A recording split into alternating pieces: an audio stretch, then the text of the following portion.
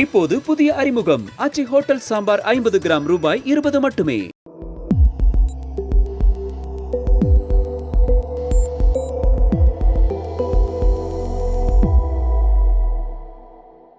தமிழ் தடம் நேயர்களுக்கு வணக்கம். நம்மோடு உரையாட ஊடகவியலாளர் திரு கேப்ரியல் இணைந்திருக்காங்க. வாங்க பேசலாம். வணக்கம். வணக்கம். ஒரு வழியா கூட்டணி எல்லாம் செட்டில் ஆகி இப்போ தொகுதி பங்கீடு வந்து போயிட்டு இருக்கு. எல்லா கூட்டணிக்குள்ளேயும் இந்த தொகுதி பங்கீடு யாருக்கு எவ்வளவு அப்படின்ற மாதிரி எல்லாம் போயிட்டு இருக்கு. டிவிக்கே பாத்தீங்கன்னா விஜய் எங்க போட்டி போட போறாரு அப்படின்ற ஒரு விஷயத்த வந்து பரவிட்டு இருக்காங்க. வேளச்சேரினாங்க, இப்ப பெரம்பூர்ல போட்டி போட போறாரு அப்படின்ற ஒரு செய்தி. இன்னொரு பக்கம் திமுகக்குள்ள தொகுதி பிரிப்பு தொடர்பாக பிரச்சனை இருக்கு அப்படின்ற செய்தி வந்துகிட்டு இருக்கு. கேசி வேணுகோபால் அவர்கள் வந்து எம்.கே. ஸ்டாலின் அவர்களை மீட் பண்ணி பேசியிருந்தாங்க. அதே போல வந்து எல்லா கட்சிகளும் ராஜ்யசபா சீட் கேட்கறாங்க. மதிமுக, விசிக, தேமுதிக அப்படின்னு சொல்லிட்டு எல்லா கட்சிகளும் ஒரு ராஜ்யசபா சீட் கேட்கறாங்க அப்படின்னு சொல்றாங்க. போன தடவை என்ன சீட் கொடுத்தீங்களோ அதே சீட் கூட கொடுத்துக்குங்க, ஆனா ஒரு ராஜ்யசபா சீட் சேர்த்து கொடுங்க அப்படின்ற மாதிரியான டிமாண்ட் எல்லாம் வைக்கிறாங்க அப்படின்ற மாதிரி செய்தி. தொகுதி பங்கீடு தொடர்பாக பேசுவதற்காக திமுக ஒரு குழு போட்டிருக்காங்க. அந்த குழுவோடு முதலாவதாக ஐயுஎம்எல் வந்து பேசியிருந்தாங்க. அவங்க வந்து வெளியே என்ன சொல்றாங்க அப்படின்னா, இந்த தடவை எல்லாருக்குமே தொகுதியை குறைக்க போறோம் அப்படின்னு திமுக தலைமை சொல்லுது, எங்களுக்குமே தொகுதியை குறைச்சிக்க சொல்லியிருக்காங்க, நாங்களும் பரிசீலனை பண்றோம் அப்படின்னு சொல்லிட்டு வந்திருக்கோம் அப்படின்றத அவங்க சொல்றாங்க. ஸோ எப்படி போயிட்டு இருக்குன்னு பாக்குறீங்க? கரெக்டா செட்டில் ஆயிடுவாங்களா? எனக்கு என்னமோ பெரிய பிரச்சனை எல்லாம் எதுவும் இருக்குன்னு தோணல. ஸோ இப்ப கூட்டணிலாம் ஏறக்குறைய ஃபைனலைஸ் ஆயாச்சு. இருக்கக்கூடிய முக்கியமான கட்சிகள்லாம் ஒவ்வொரு கூட்டணியில போய் சேர்ந்துட்டாங்க. இப்ப பாக்கி வெளியிலன்னா ஓபிஎஸ் இருக்காரு, அது போக சசிகலா அவர்கள் புது கட்சி ஆரம்பிக்க போறேன் அப்படின்ற மாதிரி சொல்லியிருக்காங்க. ஜெயலலிதா பிறந்த நாள் வேற, அது அறிவிப்பதோ இருக்குன்னு சொல்லியிருக்காங்க. ஸோ இப்ப ஓபிஎஸ் அவர்கள் தனியா ஒரு கட்சி ஆரம்பிக்கிறார், தனியா கண்டெஸ்ட் பண்றாருன்னு வச்சுப்போம். அது அட்வான்டேஜ் டிஎம்கே தான். அவரு ஏடிஎம்கே ஓட்ஸ் தான் உடைக்க போறாரு. டிடிவி அவர்கள் பண்ண வேலையை செய்ய போறாரு. அதே மாதிரி திமுகல போய் ஓபிஎஸ் இருந்தாலும் அது திமுகவுக்கு தான் நல்லது. அதே மாதிரி சசிகலா அவர்கள் தனியா ஒரு கட்சி ஆரம்பிச்சாலும் டிடிவி இதுக்கு முன்னாடி உடைச்ச ஓட்டை தான் சசிகலாவும் உடைக்க போறாங்க. ஸோ அதுவும் டிஎம்கேவுக்கு தான் நல்லது. ஸோ அதனால கரெக்டா சசிகலா அவர்கள் இப்ப கட்சி ஆரம்பிக்கிறதுக்கு பாருங்க, டிடிவி கேம் விட்டு வெளியே போறாரு. டிடிவி ஒரு வேலையை பண்ணிக்கிட்டே இருக்காரு, கரெக்டா அந்த ஆன்டி டிஎம்கே ஓட்ஸை உடைக்கிறாரு. அதை இப்ப செய்யாம அதிமுகல போய் சேர்றாரு. சேர்ந்த உடனே புதுசா இன்னொருத்தங்க போய் என்ட்ராறாங்க அந்த வேலையை பார்க்க. ஸோ எல்லாமே பார்த்தீங்கன்னா திமுகவுக்கு சாதகமா தான் நடந்துட்டு இருக்கு. இது நேச்சுரலா நடக்குதுன்னு நான் பார்க்கல, பின்னாடி சில விஷயங்கள் செய்துதான் அது நடக்குதுன்னு பாக்குறேன். பட் இருந்தாலும் திமுகவுக்கு சாதகமா நடக்குது. ஸோ அலைன்ஸ்லாம் உடையறதுக்கு வாய்ப்பு இருக்கிற மாதிரி தெரியல. ஏன்னா இப்ப நான் சொன்ன மாதிரி சசிகலா கட்சி ஆரம்பிச்சாலும் அவங்களுக்கு தான் நல்லது, ஓபிஎஸ் அவர்கள் என்ன செய்தாலும் அது திமுகவுக்கு தான் நல்லது, டிஎம்டிகேவும் உள்ள வந்தாச்சு. ஸோ அப்போ இந்த அலைன்ஸ் ஸ்ட்ராங்காக நேச்சுரலா காங்கிரஸுக்கும் ஆப்ஷன்ஸ் கம்மியாயிரும். ஏதோ ஒரு பாயிண்ட்ல காங்கிரஸும் நம்மளும் உள்ள போயிடலாம் அப்படின்ற இடத்துக்கு தான் தள்ளப்படுவாங்கன்னு நினைக்கிறேன். பிளஸ் அதை நம்ம ஃபர்ஸ்ட்லேயும் சொல்லிட்டு இருக்கோம், காங்கிரஸ் இவ்வளவு பிரச்சனைகள்லாம் கொடுத்தாலும் இந்த அலைன்ஸை பிரேக் பண்ணுவதற்கான வாய்ப்புகள் ரொம்ப குறைவு தான். ஏன்னா அலைன்ஸை பிரேக் பண்றதால காங்கிரஸுக்கு பெருசா கெயின் பண்றதுக்கு ஒன்றும் இல்லை. காங்கிரஸை பொறுத்தளவுல கொஞ்சம் சீட்ஸ் அதிகமா கிடைச்சா அவங்களுக்கு பெரிய லாபமா அது இருக்கும். ஸோ அதனால இப்போதைக்கு பார்க்கும்போது திமுகவுக்கு ஃபேவரபிளா நடந்துட்டு இருக்கு. குறிப்பா தொகுதி பிரிக்கிறதுல அந்த பிரச்சனை வந்துடாதுன்றீங்க. அலைன்ஸை உடைக்கிற அளவுக்கு பிரச்சனை வராது. இந்த சிறிய கட்சிகளுக்கு வேற என்ன ஆப்ஷன் இருக்கு? இப்ப ஐயுஎம்எல் சொன்னீங்க, எங்க போவாங்க அடுத்தது? அவங்களுக்கு ஒன்றும் பெரிய ஆப்ஷன் கிடையாது. அவங்கனால பாஜகவோட போய் சேர முடியாது, தனியா நின்னாங்கன்னா பெருசா பெர்ஃபார்ம் பண்ண முடியாது, டிவிக்கு கூட போக முடியாதுன்றீங்க. டிவி கூட எப்படி போக முடியும்? இப்ப அது நான் இது சொல்ற விஷயமே அதுதான். இப்ப டிஎம்கே அலைன்ஸ் ஸ்ட்ராங்காக டிஎம்கே தலைமைக்கு ஒரு லெவரேஜ் கிடைக்கும். என்கிட்ட ஒரு வின்னிங் அலைன்ஸ் இருக்கு அப்படின்ற அந்த சூழல் ஏற்படும் போது திமுக கிட்ட பார்கெனிங் பவர் இன்க்ரீஸ் ஆகிக்கிட்டே இருக்கும். வின்னிங் அலைன்ஸ்ல நீ வந்து சேரணுமா அப்படின்ற மாதிரி நெகோசியேஷன்ஸ் எல்லாம் போய்கிட்டு இருக்கும். ஸோ அதனால சீட்ஸ் கம்மியா இருந்தாலும் அவங்க என்ன சொல்லுவாங்கன்னா, இது வின்னிங் சீட்ஸா இருக்கும் வாங்க அப்படிம்பாங்க. இதே இது நீங்க டிவிகே கிட்ட போனீங்கன்னா உங்களுக்கு என்ன கிடைக்கும்?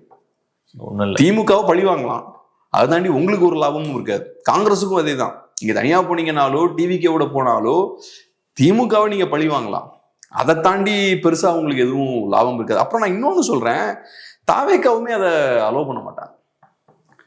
காங்கிரஸ் தாவேக்கா கூட போறதுக்கு ரெடியா இருந்தாலும் தாவேக்கா அதுக்கு அலோவ் பண்ணுவாங்களான்னு எனக்கு தெரியல. ஏன்னா நிஜமாவே காங்கிரஸ் பார்ட்டி அங்கிருந்து உள்ள இழுக்குன்னு நினைச்சாங்கன்னா தாவேக்கா நிறைய விஷயங்கள் பண்ணலாம். இப்ப இபிஎஸ்க்கு தாவேக்காவை உள்ள கொண்டு வரணும்ன்ற விருப்பம் இருந்தது இல்ல, ஏதோ முயற்சிகள் எடுத்தார்ல, நம்ம கண்ணுக்கு தெரியற மாதிரி ஓப்பனா முயற்சிகள் எடுத்தார்ல, அவர் இருக்கிற இடத்துல இருந்து அதை செஞ்சிருக்க வேண்டிய அவசியமே இல்லை. பட் இருந்தாலும் தாவேக்காவை உள்ள கொண்டு வரது, கொடி பறக்குதுன்னு சில விஷயங்கள் எல்லாம் கட்சிக்காரங்க பேசினாங்க, இதெல்லாம் செய்தாங்க. தாவேகா புது கட்சி, நிஜமாவே உங்களுக்கு காங்கிரஸ் உள்ள கொண்டு வரணுன்ற விருப்பம் இருந்தா நீங்களும் நிறைய விஷயங்கள் செஞ்சிருக்கலாம் அதே மாதிரி. ஆனா நீங்க எதுவுமே செய்யல. நான் இது இது இது கரெக்டா அந்த லாஜிக் உள்ள பொருந்தது பாருங்க. தாவேகா இதுவரைக்கும் திமுகவுக்கு பாதிப்பு ஏற்படுத்தக்கூடிய எந்த விஷயத்தையும் அவங்க பண்ணது கிடையாது. காங்கிரஸ் பார்ட்டி மட்டும் தாவேகாவோட போய் சேர்றாங்கன்னா திமுக தான் முடிஞ்சது அதோட. ஆனா அந்த வேலையை தாவேகா பண்ண மாட்டாங்க. திமுக எதிர்ப்பு வாக்குகள் உடையறத திமுக வாக்குகள் உடையறத தாவேகா விரும்ப மாட்டாங்க. எதிர்ப்பு வாக்குகள் தான் உடையணும். எதிர்ப்பு வாக்குகள் தான் உடையணும். காங்கிரஸ் பார்ட்டி போய் தாவேகால சேர்ந்தாங்கன்னா திமுக வாக்குகள் உடைஞ்சிரும். அதே மாதிரி ஐயுஎம்எல் போய் தாவேகால சேர்ந்தாலும் திமுக வாக்குகள் உடையும். ஐயுஎம்எலுக்கு பெரிய பெனிஃபிட் இல்லைனாலும் திமுக ஓட்ஸ் உடையும். அதை தாவேகா அலோவ் பண்ண மாட்டாங்க. தாவேகா நினைச்சாங்கன்னா ஆக்ஷன் எடுக்கலாம். ஒண்ணுமே பண்ணாம அங்கேயே உட்கார்ந்துருக்காங்க. இபிஎஸ் இறங்கி வராருல, தாவேகா இப்ப சில சிக்னல்ஸாவது கொடுக்கலாம். எனக்கு தெரிஞ்சு ஒரே ஒரு சிக்னல் தான் தாவேகா சைட்ல இருந்து வந்தது. அது பிலிக்ஸ். காங்கிரஸும் தாவேகாவும் ஓரளவுக்கு பொருந்தி போகக்கூடிய கட்சிகள்லாம் அப்படின்ற மாதிரி அவர் பேசினார். எனக்கு தெரிஞ்சு அது பார்ட்டி ஸ்டாண்டா இருக்காதுன்னு நினைக்கிறேன். ஏன்னா அதை சப்ஸ்டான்ஷியேட் பண்ற மாதிரி வேற யாரும் அதை பேசல. பிலிக்ஸ் மட்டும் ஒரே ஒரு இடத்துல அதை பேசினார். ஓகே. ஸோ அதனால அலைன்ஸ்ல எந்த பிரச்சனையும் இருக்குன்னு தோணல. இந்த எலெக்ஷனை பொறுத்தளவுல ஒரு சின்ன ஒரு அட்வான்டேஜ் இப்ப டிஎம்கேவுக்கு இருக்கிற மாதிரி இருக்கு. குறிப்பா தேமுதிக விட்டுறக்கூடாது அங்க போறதுக்கு. தேமுதிக அதிமுக அலைன்ஸ்ல போய் சேர்ந்திருக்க வேண்டிய கட்சி. அதை எப்படியும் அங்க கொண்டு போயிட்டாங்க. தேமுதிகவை கொண்டு போயாச்சு. ஸோ அதனால இருக்கிறத வச்சு பார்க்கும்போது திமுக தான் கொஞ்சம் ஒரு சின்ன ஒரு அட்வான்டேஜ் இருக்கு. இன்னொரு சைட்ல என்டிகே ஸ்ட்ராங் ஆயிட்டு இருக்காங்க. நல்ல மாநாடு, பெரிய மாநாடு, நல்ல அட்வான்டேஜ் ஆகுது என்டிகேவுக்கு. அப்புறம் அதே மாதிரி தாவேகாவும் சில விஷயங்கள் பண்ணுவாங்க. இன்னும் 2 மாசம் இருக்குல்ல, அவங்களும் சும்மா உட்காந்து வேடிக்கை பார்த்துட்டு இருக்க மாட்டாங்க. அவங்களும் அக்ரெசிவா கேம்பெயின் பண்ணுவாங்க. ஆன்டி டிஎம்கே உடைக்கலாம். ஏதோ ஒன்று அவங்க ஒர்க் பண்ணாலே ஆன்டி டிஎம்கே ஓட்டு தான் உடையும். களத்துல வந்து தாவேகாவும் ஒர்க் பண்ணுவாங்க. ஸோ இப்போ ஏடிஎம்கே அலையன்ஸுக்கு 3 அரசியல் சக்திகளை டீல் பண்ண வேண்டியது இருக்கு. ஒரு சைட்ல என்டிகே அவங்க ஓட்ஸை உடைப்பாங்க, டிவிகே அவங்க ஓட்ஸை உடைப்பாங்க.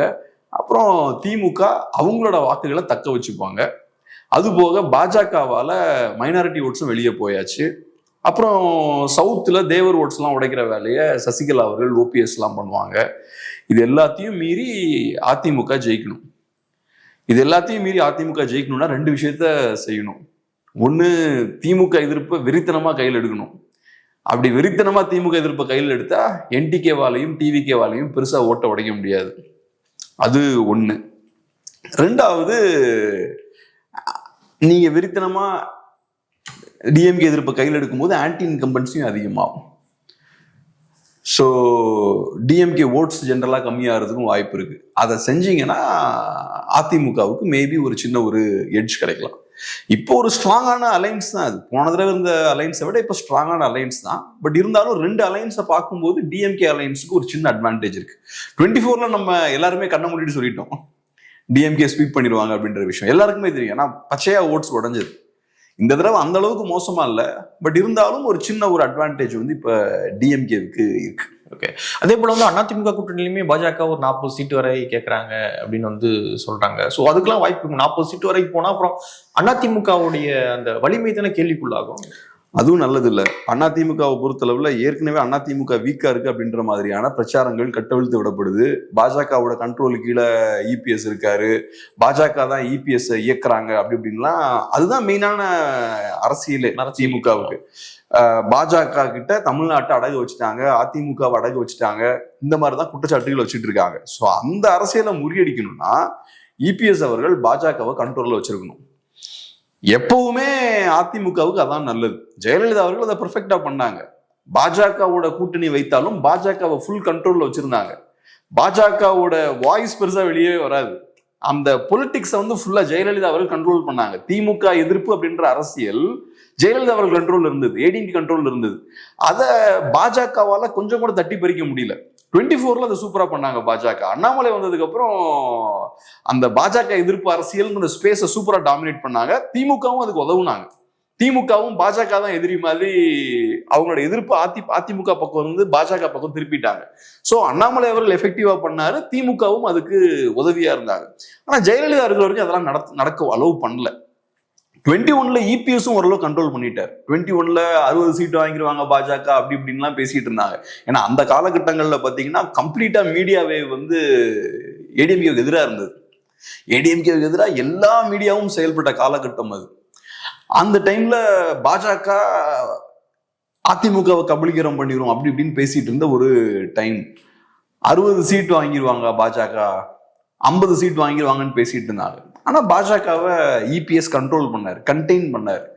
அது பெரிய ஒரு அட்வான்டேஜா அமைஞ்சது, பாசிட்டிவான ஒரு விஷயமா தான் இபிஎஸ்க்கு அப்ப அமைஞ்சது. ஸோ இபிஎஸ் பொறுத்தளவுல ஷ்ரூடான ஒரு நெகோசியேட்டர், ஈஸியா விட்டு கொடுத்துட மாட்டாரு, பாஜகவை கண்ட்ரோல்ல தான் வச்சிருக்காரு. இந்த மாதிரி நிறைய பிரச்சாரங்கள் போனாலும் பாஜக ஒன்னும் இபிஎஸ் மீறிலாம் செயல்பட முடியாதுன்றது எஸ்டாப்ளிஷ் ஆச்சு. ஸோ அந்த விஷயம் நடக்கணும்னா இந்த எலெக்ஷன்லயும் இபிஎஸ் அவர்கள் பாஜகவை கண்ட்ரோல் பண்ணணும். பாஜகவை கண்ட்ரோல் பண்ணாம அதிகமான சீட்ஸ் கொடுத்தாச்சுன்னா ஒண்ணு பாஜகவோட வாய்ஸ் இன்க்ரீஸ் ஆகும், ரெண்டாவது இபிஎஸ் வீக்கா இருக்காருன்றது எஸ்டாப்ளிஷ் ஆகும். அது எஸ்டாப்ளிஷ் ஆகிறதால என்ன பிரச்சனைனா, பிஜேபிக்கு பார்த்தோம்னா ஸ்ட்ரைக் ரேட் ரொம்ப கம்மியா இருக்கு. 25 சீட்ஸ்ல 5 தான் ஜெயிச்சிருக்காங்க 21லயே. ஸோ ஸ்ட்ரைக் ரேட்னு பார்த்தோம்னா ரொம்ப ரொம்ப ரொம்ப குறைவா இருக்கு அவங்களுக்கு. இதே இது ஏடிஎம்கேவுக்கு ஸ்ட்ரைக் ரேட் அதை விட ரொம்ப அதிகமா இருக்கு. ஸோ நீங்க பாஜகவுக்கு அதிகமான சீட் கொடுத்து எலெக்ஷனை பாஜக பக்கம் திருப்புனா அது ஏடிஎம்கே அலைன்ஸோட ஓவரால் ஸ்ட்ரைக் ரேட் அது கம்மி பண்ணும். ஸோ அதனால ஓவராலா ஏடிஎம்கேவுக்கு எது நல்லதுன்னா, பெர்செப்ஷன் வைஸும் ஏடிஎம்கே ஸ்ட்ராங்கா இருக்கு அப்படின்ற அந்த இமேஜை மெயின்டைன் பண்ணும். ரெண்டாவது அரித்தமெட்டிக் வைஸும் பார்த்தோம்னா ஏடிஎம்கே கிட்ட நிறைய சீட்ஸ் இருக்கிறதா அலைன்ஸுக்கு ப்ராப்பரா ஒர்க் ஆகும். இப்போ எடப்பாடி அவர்களை ஏடிஎம்கே எதிர்த்துட்டு இருந்த 3 தரப்பு, டிடிவி தரப்பு, ஓபிஎஸ் தரப்பு, சசிகலா தரப்பு. இப்போ டிடிவி ஏடிஎம்கேக்குள்ளேயே வந்துட்டார், அதாவது கூட்டணிக்குள்ள வந்துட்டார். ஓபிஎஸ் அவர்கள் ஆப்போசிட்ல போயிட்டார், டிஎம்கே ஆதரவு அப்படின்ற இடத்துக்கு போயிட்டு இருக்காரு, கிட்டத்தட்ட போயிட்டார்.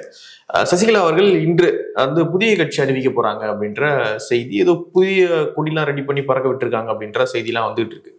ஸோ அவங்க புதிய கட்சி அறிவிக்கிறாங்க அப்படின்னா அவங்களுடைய ஸ்டாண்ட் என்னவாக இருக்கும்? எங்க போனா திமுகவுக்கு நஷ்டம் லாபம் ஏற்படும் நினைக்கிறீங்க? சிம்பிள். சசிகலா அவர்கள் இதுக்கு முன்னாடி டிடிவி என்ன பண்ணாரோ அதே வேலையை தான் பண்ண போறாங்க. வேற ஒரு புது கட்சி பேர் இருக்க போகுது. டிடிவி என்ன பண்ணாரு? ஆன்டி இபிஎஸ் பொலிட்டிக்ஸ் அத செய்ய போறாங்க. வேற எதுவுமே இதுல கிடையாது. இப்ப நம்ம பார்த்தோம்னா ஏடிஎம்கே பாயிண்ட் ஆஃப் வியூல இருந்து டிடிவி தினகரன் அவர்களை ஏடிஎம்கே அலையன்ஸ்குள்ள கொண்டு வந்தது பெரிய ஒரு வெற்றி தான். அதுல எந்த மாற்று கருத்துமே கிடையாது. அது எந்த அளவுக்கு அந்த அலையன்ஸ் ஜெல் ஆகும் அதெல்லாம் நமக்கு தெரியல. ஏன்னா நான் ஏற்கனவே நம்ம பேசியிருக்கோம் அதை இதுக்கு முன்னாடி பல இன்டர்வியூஸ்லாம். அந்த மக்களுக்கு சில அதிருப்திகள் இருக்கு, அந்த அதிருப்திகள்லாம் இன்னும் சரி செய்யப்படலை. டிடிவின்ற ஒரு தலைவர் மட்டும் தான் அங்க மைக்ரேட் ஆகி போறாரு. ஸோ ஓட்ஸ் எல்லாம் அங்க ஷிஃப்ட் ஆகுமான்னா நமக்கு தெரியல. பட் இருந்தாலும் டிடிவி தனியா நிக்கிறத விட ஏடிஎம்கேல போய் கண்டெஸ்ட் பண்றாருன்னா அது ஏடிஎம்கேவுக்கு டெஃபினட்டா நல்லதுதான். அதுல எந்த மாற்று கருத்தும் கிடையாது. கண்டிப்பா அட்வான்டேஜ் இருக்கு. ஸோ அதனால இப்ப டிடிவி அங்க போறதால வரக்கூடிய லாபம் இருக்குல்ல அதிமுகவுக்கு, அதை உடைக்கணும். அதை உடைக்கணும்னா என்ன பண்ணலாம்? டிடிவி ஏற்கனவே ஒரு ஸ்பேஸ் ஆக்குபை பண்ணாரு பாருங்க, அந்த ஸ்பேஸை கைப்பற்றுவதற்கான புது பொலிட்டிக்கல் ஃபோர்ஸ் தேவை. அதுக்கான ஸ்பேஸ் இப்ப கிரியேட் ஆயிருச்சு. டிடிவி ஒரு 2-3% ஓட்டை வந்து கைக்குள்ள வச்சிருந்த, தனியா அதிமுகவுக்கு போகாம உடைச்சு தனியா பிரிச்சு வச்சிருந்த அந்த ஸ்பேஸை திருப்பி கைப்பற்றுவதற்கு புது பொலிட்டிக்கல் ஃபோர்ஸ் தேவை. ஸோ அந்த ஸ்பேஸ் இருக்கும்போது, அந்த ஸ்பேஸ் இப்பதான் கிரியேட் ஆகுது.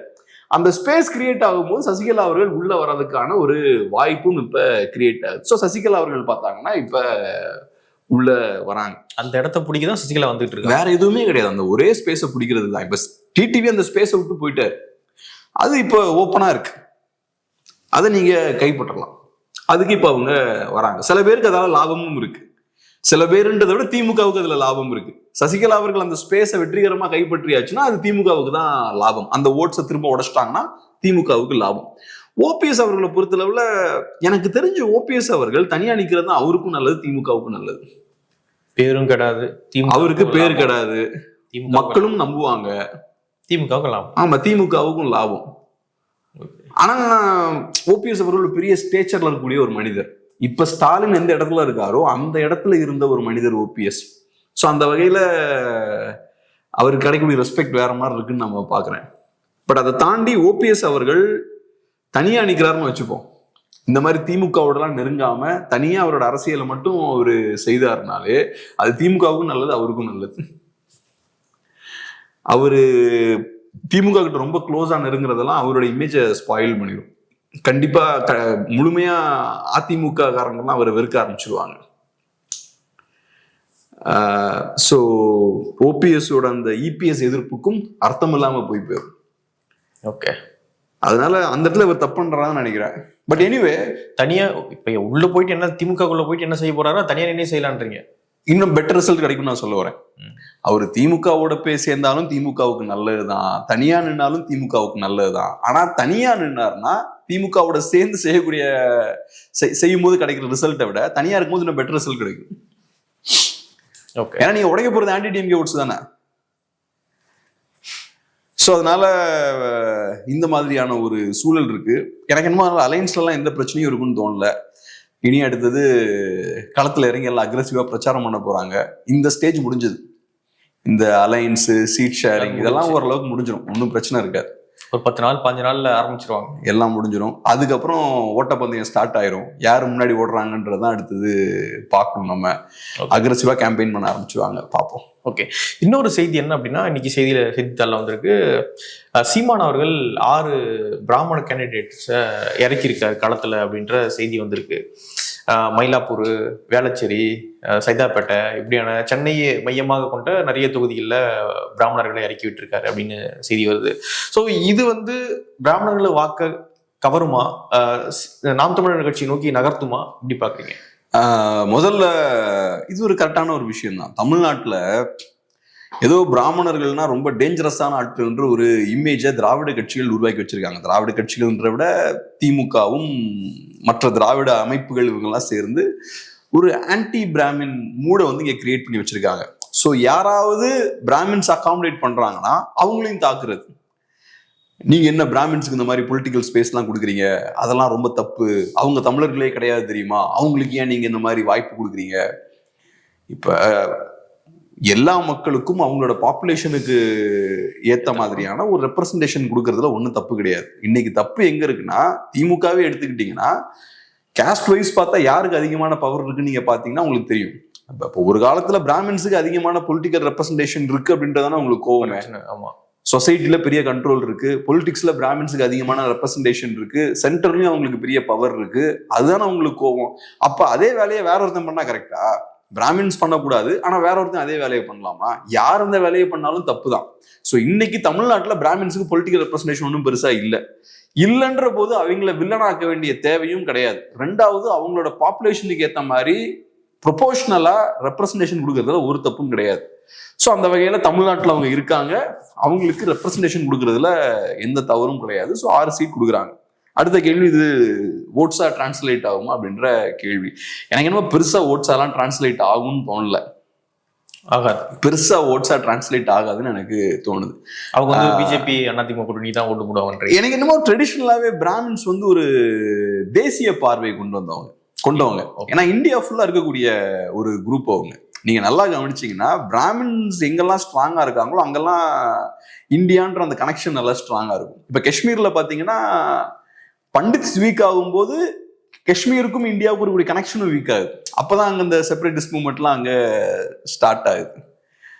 தமிழ்நாட்டிலையுமே நீங்க பார்த்தீங்கன்னா பவர்ஃபுல்லான செப்பரேட்டிசம் வளர்ந்தது கிடையாது. பட் தனி திராவிட நாடுலாம் கேட்கிற அளவுக்கு திராவிட அமைப்புகள் போயிருக்காங்க. இங்கேயும் பார்த்தீங்கன்னா பிராமின்ஸ் பலவீனப்படுத்தப்பட்டிருக்காங்க. அப்படியும் பார்க்கலாம். இல்லைன்னா இந்தியாவை கனெக்ட் பண்ணக்கூடிய ஐடென்டிட்டிஸ்னா என்ன? ஒன்று ஹிந்தி, ஹிந்துத்துவா, ஹிந்துவிசம், அப்புறம் பிராமின்ஸும் பார்த்தீங்கன்னா இந்தியா ஃபுல்லா ஸ்ப்ரெட்டா இருக்கக்கூடிய ஒரு குரூப். ஸோ இந்த மாதிரியான விஷயம், இந்த ஐடென்டிட்டிஸ் இருக்கு பாருங்க, இதுல எதெல்லாம் வீக் ஆகுதோ அப்ப சிக்கல் வரும். இது முழுமையா இந்தியாவை கனெக்ட் பண்ணி நம்ம சொல்ல முடியாது. ஓரளவுக்கு மெஜாரிட்டி ஆஃப் த இந்தியாவை கனெக்ட் பண்ணக்கூடிய ஐடென்டிட்டிஸ் நான் சொல்றது. எல்லாருமே ஹிந்தி ஸ்பீக்கர்ஸ் கிடையாது, எல்லாருமே ஹிந்துஸ் கிடையாது, எல்லாருமே பிராமின்ஸும் கிடையாது. பட் இருந்தாலும் ஓரளவுக்கு இந்தியாவை கனெக்ட் பண்ணக்கூடிய ஒரு அடையாளங்களா இது இருக்கு. ஸோ அந்த வகையில பிராமின்ஸ் நான் பார்த்த அளவில் ஓரளவுக்கு அவங்க இந்த நேஷனல் ஃபோர்ஸஸோட சேர்ந்து பயணிக்கும் போது கம்ஃபர்டபுளா இருக்கிற மாதிரி தான் நான் பார்த்திருக்கேன். அது பிஜேபியா இருக்கலாம், அதுக்கு முன்னாடி காங்கிரஸா இருக்கலாம், அதிமுகவோட டிராவல் பண்ணியிருக்காங்க. அது காரணம் இங்க அந்த காலகட்டத்தில் நேஷனல் பார்ட்டிஸை கம்ப்ளீட்டா சப்ரஸ் பண்ணிட்டாங்க. அது ஜெயலலிதா அம்மையாரும் ஒரு பிராமின் அப்படின்னு கூட பார்க்கலாம். ஆப்ஷனும் அவங்களுக்கு இல்லை. பாஜகவுக்கு ஓட்டு போடுறதால அவங்களுக்கு ஒரு லாபமும் இல்லை. ஏன்னா அவங்க திமுகவை பெரிய ஒரு எதிரியா பார்த்தாங்க.